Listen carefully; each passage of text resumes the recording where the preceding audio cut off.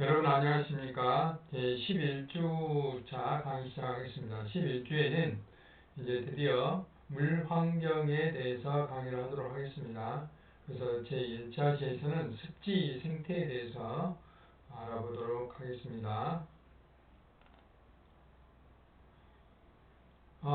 작년 연말에 국가 지정 도심 습지, 광주 장록 습지가 환경부로부터 지정받은 바가 있습니다. 장록 습지는 우리 대학하고 우리 호남대 바로 인근에 있죠. 황룡강이 있는데요.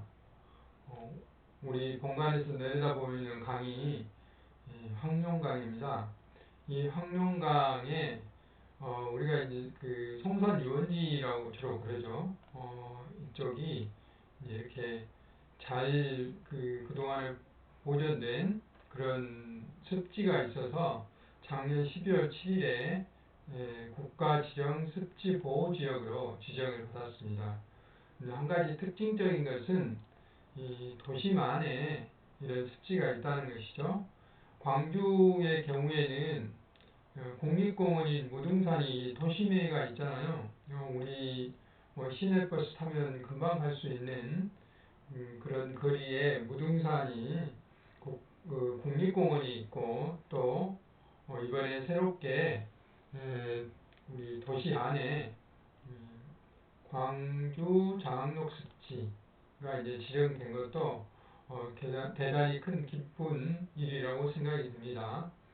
근데 이게 습지 보호지역으로 지정받게 된 계기는 여기에 굉장히 많은 생물종들이 829종이라는 생물종들이 서식하고 있는 걸로 이렇게 판단이 됐고, 특히 수달은 이제 멸종위기 1급 생물이죠. 그리고 천연기념물이기도 해요. 그리고 멸종위기 2급인 삭, 고양이처럼 생겼죠. 그 다음 새, 호랑이, 흰목 물대새 이런 이제 새들이 총 멸종위기종이 4종이 발견이 됐기 때문에 결정적으로 이곳의 습지를 보존해야 되겠다라고 해서 국가 보호 습지로 지정이 받았습니다. 이와 같은 이제 습지는 무엇이냐 정의를 보면은 담수, 그러니까 지금 우리들이 앞에 말한 황룡강이라든지 영산강이라든지 이런 강물, 하천, 이런 강물이라든지 또는 염수라는 게 뭐 바닷물이죠. 바닷물이고 그 다음에 기수는 여기서 말하는 기수는 이 강물하고 그 다음에 바닷물이 서로 만나는 그런 지역, 이런 지역을 뭐라고 그러죠? 하구라고 그러죠. 하구. 그러니까 하천의 입구. 이 하구 지역을 우리는 기수역이라고 그랬습니다. 그래서 이런 어떤 물이 됐든 간에 영구적으로, 그러니까 지속적으로 또는 일시적으로 그 평을 덮고 있는 지역, 그러니까 물이 고여 있는 지역을 우리는 습지라고 이야기를 합니다. 특히 이제 습지는 내륙 습지와 연안 습지로 나눠지는데요. 내륙 습지는 여기 보신 바와 같이 주로 육지에 분포하고 있는 지역이죠. 대표적으로 방금 말씀드렸던 이런 장록 습지라든지, 그다음 뒤에서 말씀드리겠지만 고창에 가면은 운곡습지라는 곳이 있어요. 이런 운곡습지, 이런 곳, 그 다음에 이제 연안습지는 우리가 흔히 잘 알고 있는 순천만 습지, 이런 데를 우리는 이제 연안습지라고 이야기를 합니다. 그래서 지금 이제 내륙습지 같은 경우는 이렇게 육지에 있으면서 여러 가지 영향을 하죠. 특히 홍수 예방이라든지 가뭄 예방 같은 걸 하고요. 연안습지는 아무래도 이제 파도라든지 또는 해일 같은 게 있잖아요. 이런 것들을 완화시켜주는 그런 역할들을 한다고 할 수가 있습니다. 그래서 연안습지 같은 경우는 이제 여기에 내염성 식물들이 산다. 우리 순천만 갯벌 습지에 가보면 빨간색으로 이렇게 소금기가 있어도 잘 사는 이런 식물들이 자라고 있는 것을 볼 수가 있고요. 특히 이제 지금 가을에 가면은 그런 게 단풍이 들어서 훨씬 더 멋진 경관을 만들고 있죠. 그 다음에 내륙습지는 앞에서 설명드렸다시피 이제 하천 주변이라든지 또는 산 이쪽에서도 뭐 지하수라든지 이런 게 흘러나와서 폭우라든지 홍수 발생 시에 물을 저장시키고 또 피해를 예방하는 그런 역할을 하죠. 고산습지는 한라산이라든지 뒤에서 말씀드린 또는 높은 산에 우리 무등산에도 평두매 습지라는 곳이 있어요.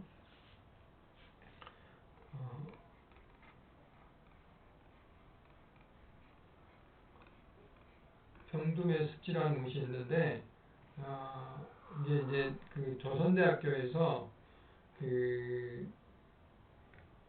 무등산 쪽으로 조금 이렇게 진행하다 보면 이게 지금 이제 제4수원지라는 곳이 있는데 그쪽에 물줄기를 따라 올라가다 보면 평두매 습지가 있어요. 이런 것은 이제 고산 습지라고 할 수가 있습니다.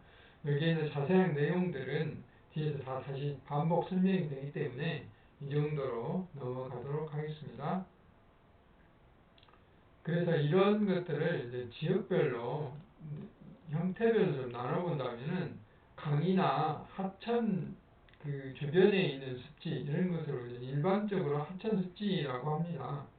그래서 담양에 있는 하천 습지, 담양에 있는 하천 습지는 광주에 이 영산강에 위치하고 있는데요. 영산이 위치하고 있는데 예를 들면 여기가 이제 패밀랜드가 있어요. 패밀랜드가 있으면 이 근처가 여기는 광주고 그다음 여기는 담양인 곳이 있어요.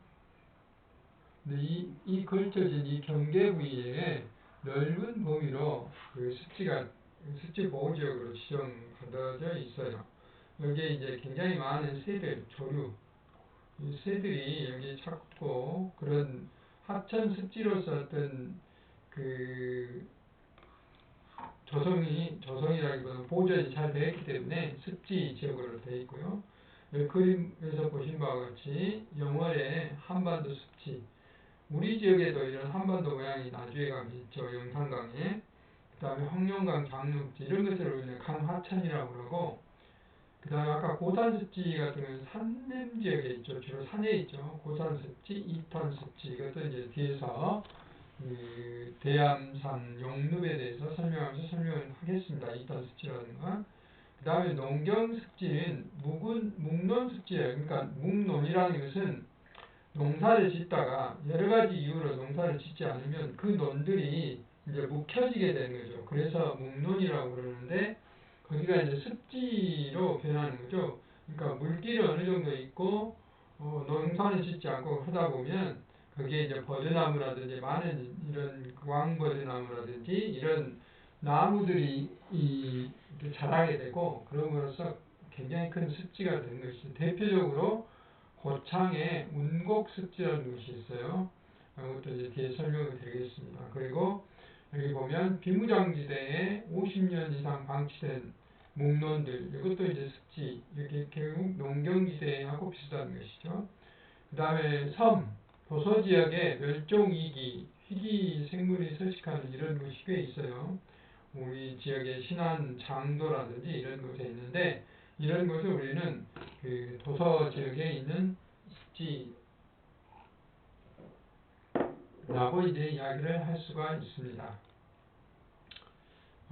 이거는 이제 참고로 우리가 습지를 보존하려면 앞에서 제가 국가 습지 보호 지역으로 습지 습지 보호지역으로 지정을 받았다 그러는데 습지 보호구로 지정을 받으려면 그냥 받는 게 아니라 이 우리나라에는 이제 습지보전법이라는 게 있어요. 그 자연환경보전법이 있고 이런 자연환경보전법에 의해서 이 자연환경보전 기본계획이라는 게 만들어져요. 그 이해는 우리나라의 환경 분야의 가장 큰 계획은 여기 있는 국가환경종합계획이에요. 지금 여기는 16년부터 35년으로 되어 있는데 최근에 이제 이게 개정이 돼서 2020년도에 만들어졌어요. 그래서 2040년도까지 20년을 계획을 짜놓은 국가환경종합계획이 있어요. 그리고 환경보전중기계획이라는 게 최근에 이게 폐지가 됐어요. 이건 없고 그 다음에 이 국가환경종합계획하고 자연환경보전법에 그 근거를 해서 자연환경보전기본계획이 현재 2016년도에 만들어져서 2025년까지 현재 진행 중에 있죠. 이 내용에 보면 또 더 자세히 습지보전계획이라는 것이 추가로 되어 있어요. 그래서 이런 습지보전을 어떻게 할 것인가 하는 것들입니다. 그 외에 물과 관련된 계획들을 설명해 놓은 거예요. 근데 습지가 이제 중요한 것은 습지는 이 산에서부터 바닥까지를 연결해주는 징검다리 역할, 이런 걸 우리 이제 생태축이라고 그러죠. 징검다리 역할을 해주는 게 바로 습지다. 스태핑 스톤이라고도 하죠. 그래서 여기 보면은 이게 예를 들어서 여기가 무등산이다. 그러면 여기가 산지 습지가 평두의 습지가 있죠. 밑으로 쭉 내려다 보면 이제 이런 배후 습지, 하천 습지가 있는데 이게 이제 담양 습지 정도로 생각하면 되겠습니다. 그리고 쭉 내려왔더니 이제 영산강 하구원 쪽에 여러 가지 이제 영산강 주변의 습지들 이렇게 해안까지 연안 습지까지 이어질 수 있는 것이죠. 그러면서 산에는 산지 습지가 있고 그 다음에 중간에 조그만 배후 습지가 있고 하천에 하천 습지가 있고 중간에 이제 호수라든지 하구라든지 이런 것들이 이치하게 되는 것이죠. 그래서 이렇게 쭉 연결하는 그런 기능을 가진 그 습지다 할 수가 있습니다. 그러니까 하천의 경우에는 이게 종쪽으로 쭉 연결돼 있죠. 하천의 경우에는. 근데 습지는 이게 하나씩 중간에 이렇게 위치하는 것이죠. 그래서 징검다리 같은 역할을 한다 합니다. 이제 이런 것들을 사실은 여기 좀 전문 용어이긴 하지만 그 생태학에서는 코리더라고 해요. 코리더. 서로 이런 이 하천이라든지 습지 이런 것들을 이렇게 서로 연결시켜주는 이런 것들을 코리더라고 하는데 그게 바로 이제 이 연결된 하천이라든지 뭐 이런 것들을 말합니다. 그 다음에 습지 보전지역은 앞에서 제가 뭐 습지 보호지역으로 지정을 받았다라고 이야기를 했는데 습지 보호지역을 설명하면서 거기에 많은 생물들, 뭐 수달이라든지 이런 그 멸종위기 종들이 서식하고 있다. 그런 말씀을 드렸는데 바로 습지 보호지역으로 지정을 받으려면 자연 상태가 원시성을 유지하거나 그러니까 크게 변하지 않거나 생물 다양성이 풍부한 지역, 이런 지역을 특별히 보호할 가치가 있다. 라고 하면은 습지 보호지역으로 지정을 받는다는 것이죠. 그래서 장록습지라든지 담양습지라든지 이런 것들이 이런 거, 그러니까 원시성 유지보다는 생물 다양성이 풍부한 지역에 더 어떤 중점을 둬서 지정이 됐다라고 이야기를 할 수가 있습니다. 반면에 습지가 있는데 습지 보존 상태가 불량해요. 잘 보존이 되어 있지 않아요. 그래서 이것들을 우리가 이제 인위적으로 그러니까 어떤 그 습지 보존은 돈을 들여서 여러 가지 복구를 한다는 거죠. 그래서 통해서 개선할 가치가 있는 조그만 손을 보면 좋은 지역으로 변할 수 있겠다 하는 지역을 우리는 습지 개선 지역이라고 이야기를 합니다. 개선 지역, 보호 지역, 개선 지역. 그리고 생태 경관 보전 지역이라는 게 있는데 이것은 꼭 습지뿐만 아니라 여러 뭐 산이 됐든 바다가 됐든 또는 습지가 됐든 이 자연 생태계 보존이 특별히 이런 필요한 지역에 대해서 이제 지적을 하는 것입니다. 이런 것들은 대개 자연환경 보존법에 의해서 지정을 받게 되는 것이죠. 그리고 국제적으로는 남사르 협약이라고 있어요. 그러니까 우리가 대개 보면 남사르 습지라고 이야기를 하잖아요. 대표적으로 우리가 잘 알고 있는 게 순천 갯벌, 순천 갯벌을 들 수가 있고요. 여기 고성 갯벌까지 같이 있죠. 그 다음에 이 우포늪, 이게 과거에 TV에서 자주 나왔죠. 창녕에 있는 우포늪 같은 유명한 남사르 습지죠. 그 다음에 대암산 용늪 같은 경우도 강원도에 있는데요. 산지로도 우리나라 제1호 습지, 2호 남사르 습지죠. 남사르는 이란에 있는 그 도시의 이름이에요. 남사르인데 1971년도에 여기에서 그 국제적으로 보호할 또는 보존할 가치가 있는 습지를 국제적으로 지정을 해서 좀 보존하자.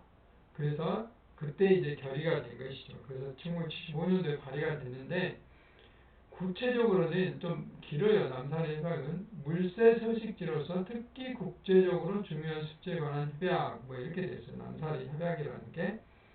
그래서 남사르 협약은 주로 이제 새들이 이런 습지에서 많이 살잖아요. 순천만 해도 가면 제일 유명한 제두루미 같은 게 와서 이렇게 살고 있고요.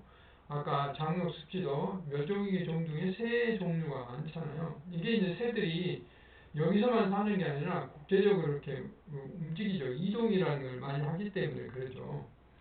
그래서 이 남사르 습지의 선정 기준 같은 경우는 어떤 국가적으로 대표성 또는 특이한 습지 이런 거 또는 동식물 아까 생물 다양성이라고 말했죠. 그 다음에 물새, 물고기 이런 것들을 기준으로 어떤 특별한 어떤 특징들이 있으면 지정을 받게 되는 것이죠. 이런 남사르 습지를 많이 가지고 있다 하면 그만큼 그 나라가 그 생태라든지 이런 쪽에 관심이 많다 해서 그 어떤 존경을 받는 국격에 관련된 어떤 협약이라고 할 수가 있습니다. 그래서 습지는 앞에서 설명을 드렸던 그 내륙 습지라든지 아까 뭐라 했죠? 그 담수, 해수, 그 다음 기수 이런 것들이 영구적으로 또는 일시적으로 물을 담고 있는 그런 것을 습지라고 이야기했는데 그런 것들이 이제 우리 법적으로 습지에 대한 정의를 내린 것이고 국제적으로 남사르 습지 정의는 훨씬 더 광범위해요. 습지라는 게. 그래서 자연적이 됐든 인공적인 자연이라는 것은 아까 그 장록 습지라든지 순천만 습지라든지 이거는 누가 만들지 않았잖아요. 자연적으로 만들어진 것이고 인공 습지는 주화모라든지 이런 우리가 주변에 저수지들 있잖아요. 이런 건 사람이 만든 습지죠. 영구적 또는 일시적으로 고여있는 물, 정수, 흐르는 물 또는 담수 아까 뭐죠? 육지에 있는 물들, 기수, 그 다음에 염수, 해수 이런 것들이 특히 이제 바다 같은 경우는 수심이 6m를 넘지 않는 것을 포함한다 그랬어요. 그래서 늪이나 수건, 이탄지, 물이 있는 지역, 그러니까 한마디로 말해서 물이 고여있는 6m 이상 깊은 바다를 제외하고는 전부 다 습지다라고 이제 남사르 습지에서 이야기를 하고 있죠. 그래서 심지어 양어장, 농경지에 있는 연못들, 그 다음에 그 너네 물대기 위한 관수 농경지, 저수지, 운항 이런 것도 습지로 분류하고 있는 것이 남사르 습지의 어떤 특징이다라고 이야기를 할 수가 있습니다. 이제 습지 여행을 좀 떠나보도록 하겠습니다. 강원도에 있는 대양산이라는 곳이 있어요. 여기에 용룹이 앞에서 이야기했지만 남산 습지 1호인데 산에 있기 때문에 고산 습지예요. 왜냐하면 여기가 무등산보다 더 높죠. 1280m이기 때문에 이 굉장히 높은 곳에 있는 습지예요. 이탄층이라는 것은 여기 보신 바와 같이 약 4,500년 전부터 이런 낙엽들, 나무 이렇게 쓰러진 것들이 계속 여기에 쌓일 거 아니에요. 썩지 않고 계속 쌓여져서 스펀지처럼 1m에서 1.8m의 두께로 여기 이게 쌓여 있는 것이죠. 계속 쌓여 있는 거예요. 이게 쌓여 있음으로써 여기에 이제 물까지 이렇게 고여 있기 때문에 굉장히 특별한 그런 어떤 생태계를 유지하고 있는 것이죠. 그래서 이런 지역의 식생, 이게 그 어떻게 보면 이 지역에 그 지구의 역사를 담고 있다고 할 수도 있겠죠. 그래서 식생과 기후 변화를 연구하는 어떤 좋은 자료로 유지가 될 수 있는 것이죠. 그래서 이 용읍 자체가 천연기념물이고 습지보호지역이고 산림유전자원 보호구역이에요. 그래서 이런 것을 국가에서 이렇게 관리하고 있고 이를 토대로 남사르 습지까지 등록이 되어 있다는 말이죠. 그래서 용읍 같은 경우는 특히 2탄지로서 그 2탄층을 가지고 있는 고산 습지로서 이제 특징을 지어볼 수 있는 우리나라 제1호의 남사르 습지다 하는 것이 특징입니다. 앞에서 강조했던 창녕의 우포늪 남사르 습지 같은 경우는 굉장히 넓은 면적을 차지하고 있죠. 일종의 저수지라고 할 수 있어요. 우포늪이니까. 근데 이제 깊이가 깊지는 않죠. 창녕군에 있는 4개 면적이 250만 천이 붙어있기 때문에 제곱미터입니다. 그리고 생태계의 보물창고라는 뜻이죠. 식물이 800여 종, 그다음 새가 209종, 어류가 28종, 그다음 수소곤충을 포함한 저사성 대목적동이 180종, 포유가 17종 이렇게 굉장히 많은 생물들이 살고 있어요. 아까 그 장록습지는 총 840여 종 정도 된다고 그랬는데 식물만 해서 800종이잖아요. 그래서 여기는 앞에 설명했던 생태경관 보전지역이고요. 98년도에 남사르 습지에 등록이 되어 있습니다. 그리고 여기도 습지 보호지역이기도 하고 천연기념물이기도 하고요. 또 일부는 습지의 어떤 그 훼손된 것도 있기 때문에 습지 개선지역이기도 해요. 여기서 특징은 창녕 우포늪 인근이 세계 최초로 남사르 습지 도시로 인정을 받았다는 게 또 특징이 또 있습니다. 그 다음에 순천에 있는 갯벌, 아까 순천만, 보성만 이 갯벌이 전부 다 포함해서 연안습지로서 남사르 습지라고 이야기를 할 수 있습니다. 2006년도에 지정을 받았어요. 여기도 역시 국가로부터 습지보호지역으로 지정을 받았고, 그 다음에 여기는 특이하게 이제 문화재 명승41호, 경치가 여기 보신 바와 같이 굉장히 대단히 아름다웠기 때문에, 아름다운 해양 경관을 가지고 있기 때문에 그래요. 그리고 갈대밭 칠면초 군락, 아까 제가 앞에서 연안습지에 가면 빨간 어떤 색깔을 보이는 것인데, 특히 이제 지금 가을에 가면 이게 칠면초들이 빨간 카페트 깔아놓은 것처럼 이렇게 보입니다. 여기 보이는 이것은 이제 석양 무렵에 여러분들 그 순천만 습지를 가면 거기에 전망대가 있어요. 쭉 이제 산으로 올라가면 산에서 내려보면 이렇게 꼭 그 일부러 만들어 놓은 것처럼 이런 그 풀들의 어떤 점들, 이거를 생태학적으로 패치라고 그러는데요. 이런 것들이 아름다운 경관, 그래서 해질무렵에 가면 굉장히 많은 사람들이 이 석양을 감상하고 또 사진을 찍기 위해서 이렇게 몰려 있죠.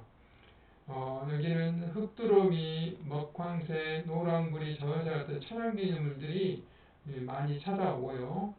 또 국제적으로 희귀종 11종이 살고 있어요. 여기에.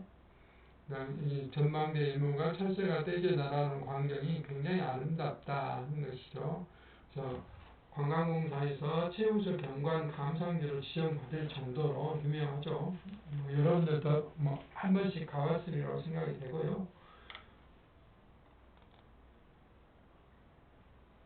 그 다음에 광주에서 굉장히 가까운 곳이 고창인데요. 고창은 이제 그런 게 우리가 한번 유명한 곳이 있잖아요. 고창읍성. 여기도 아마 한번 방문해 봐도 좋은 곳이고, 그 다음에 고창읍성이 있고, 그 다음에 고인돌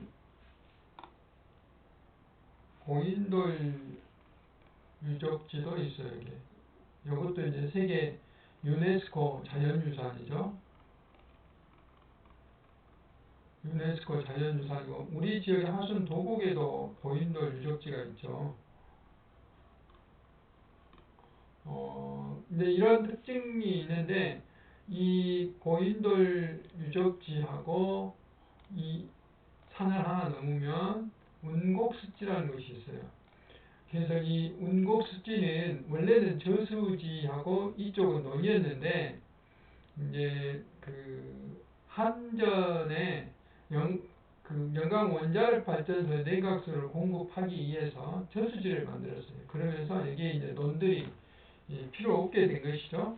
그러면서 이 논들이 묵논이 된 거예요. 그러니까 묵혀놓은 논이 된 거예요. 그래서 이렇게 중간에 습지도 유지하고 있지만 이런 굉장히 많은 특히 이제 버드나무 같은 것들이 많이 자라면서 이런 묵논, 저층 아까는 용록은 고층 습지인데 여기는 이제 우리 논에서 형성된 것이기 때문에 저층 습지가 만들어진 겁니다. 여기도 이제 습지 보호지역이고 남산 습지에 2011년도에 등록이 되어 있어요. 여기도 생물종들이 굉장히 많이 살고 있고 수달이라든지 황새 이런 종들이 살고 있습니다. 그래서 이런 운곡 습지 같은 경우는 습지 안쪽으로 굉장히 긴 데크길이 만들어져 있어요. 그래서 이런 쪽에 또 지질 공원이기도 하거든요, 여기가. 그래서 여러분들이 이제 본격적으로 좀 탐사를 하고 싶다 그러면 해설사 신청을 해가지고 들으시면 되고, 그렇지 않을 때는 그냥 산책 삼아서 한 바퀴 돌면 한 4, 5km 정도 됩니다. 그러니까 가볼 만한 한 곳이고요. 제주도에 가면 남산 습지가 굉장히 많습니다. 제주도에 이렇게 대표적으로 동백동산 습지, 그 다음에 물장오름 습지, 물영아리 습지, 천백고지 습지, 이런 물뱅대 습지, 이런 여러 군데의 습지가 있어요. 이런 제주도에 여행할 때 이제 이런 어떤 특별한 어떤 그 장소 여행, 주제를 가진 여행을 해보는 것도 괜찮아요. 오름을 간다든지, 올레길을 간다든지, 박물관 투어라든지, 제주도에는 특별한 박물관들이 많이 있고, 또 건축 특징, 특별한 건축물들이 많이 있어요. 그 다음에 이런 그 습지를 여행하는 습지 탐사 여행, 그러면 특별히 액티비티 여행을 한다든지, 이런 주제를 가면 여행해 보는데, 이제 여러분들은 필요하시면, 이거 다는 아니더라도, 동백동산 습지라든지, 이런 것을 한 번씩 방문해 보는 것도 좋을 것 같습니다. 그래서 한라산 천백고지 습지는, 이제, 한라산은, 이렇게 그 화산석이 이렇게 많이 있죠. 특히 제주도는 곶자월이라 해가지고, 이런 화산석이 있고, 그 틈새에 이렇게 물들이 고여있죠. 제주의 특징이 비가 한 번 오면 1000mm에서 1500mm가 막 내릴 때도 있잖아요. 되게 하루에 700mm 내릴 때가 있고. 그런데 화산석을 댔기 때문에 물이 금방 빠져서, 홍수가 잘 나지 않죠. 그런데도 이렇게 이제 토양에 따라서 이렇게 웅덩이 습지가 서로 연결돼서 유지된 것이 바로 한라산 천백고지 습지예요. 여기에도 2009년 남사르 습지 지정받았고 멸종위기 종들이 살고 있어서 그런 지정을 받게 된 겁니다. 그 다음에 물영아리 오름 습지는 이제 오름이라는 게 우리로 말하면 언덕 아닙니까? 언덕, 산이죠, 산. 여기도 2007년에 남사르 습지를 받았고요. 여기는 멸종위기종, 곤충 중에 물장군이라든지 이런 게 있는데 이 정산 오름의 정산 분화구에 빗물이 이렇게 고여서 만든 습지예요. 그러니까 굉장히 아름답죠. 이렇게 정글과 같은 자연과 안개 휩싸인 습지. 그래서 몽환적 꿈을 꾸는 것과 같은 풍경으로 물의 신령, 영아리가 사는 습지다 해서 물영아리 습지라고 이제 이야기를 합니다. 그러니까 물장어리 습지는 이것도 빗물에 의해서만 만들어졌고 이 주변에 이런 많은 그런 나무들이 살고 있고요. 멸종위기 야생 식물인 산작약이 서식하고 있고 이것도 분화구에 이렇게 원형으로 습지되어 있기 때문에 이렇게 됐다. 이 특징은 제주도를 만든 설문 할머니가 쏙 빠져버렸다는 경치가 아름다워서 전설을 품은 물장어리 오름이라는 그런 말이 있고요. 동백동산은 곶자왈은 아까 화산이 폭발하면서 돌로 이루어진 어떤 계곡 이런 것을 말하는데요.